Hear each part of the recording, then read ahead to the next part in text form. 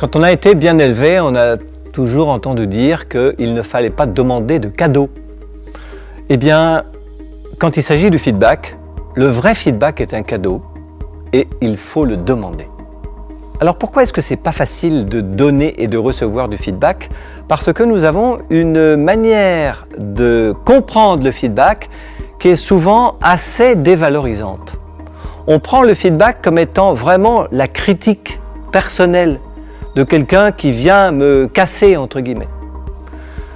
J'ai peur d'en donner parce que je ne veux pas casser la personne et j'ai peur d'en recevoir parce que je ne veux pas être cassé, je ne veux pas être remis en question et je préfère partir du principe que je ne suis pas si mauvais que ça.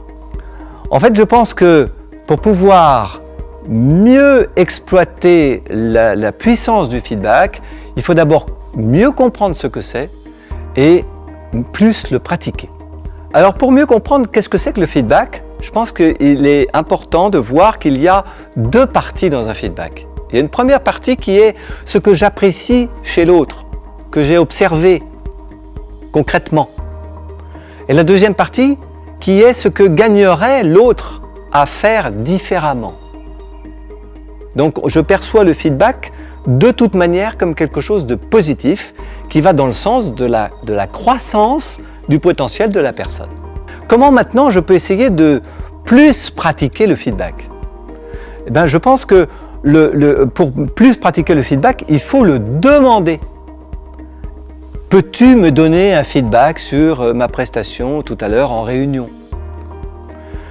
Ou alors il faut aussi le donner, mais le donner en le proposant à l'autre. Exemple, je vais dire à la personne, puis-je te donner un feedback sur ta prestation de tout à l'heure?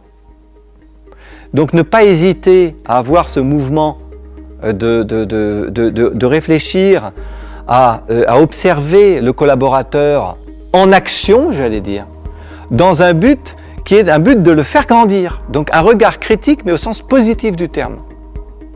Et puis ne pas hésiter, encore une fois, à demander à la personne un feedback sur sa propre prestation. Alors il est évident que quand on pratique le feedback de manière régulière, eh bien le bénéfice pour soi est énorme puisque nous avons la manière dont les autres nous perçoivent, ce qui est impossible. Même quand je me regarde dans la glace le matin, je me vois à l'envers. Il n'y a que les autres qui me voient à l'endroit. Donc vous voyez, la perception que j'ai de moi est toujours déformée. Et puis, le feedback développe quelque chose qui est extrêmement important, qui est votre leadership. Quand vous acceptez de vous remettre en question, et que vous acceptez de donner à l'autre des éléments pour qu'il puisse progresser, vous développez une très très grande confiance mutuelle au sein de l'équipe, vous créez une relation très très proche avec la personne qui vous donne du feedback et à qui vous en donnez, et vous développez votre leadership. Alors si je pouvais terminer, je vous poserai deux questions. La première, à qui pouvez-vous donner du feedback? Et qui pouvez-vous aller voir pour lui demander du feedback?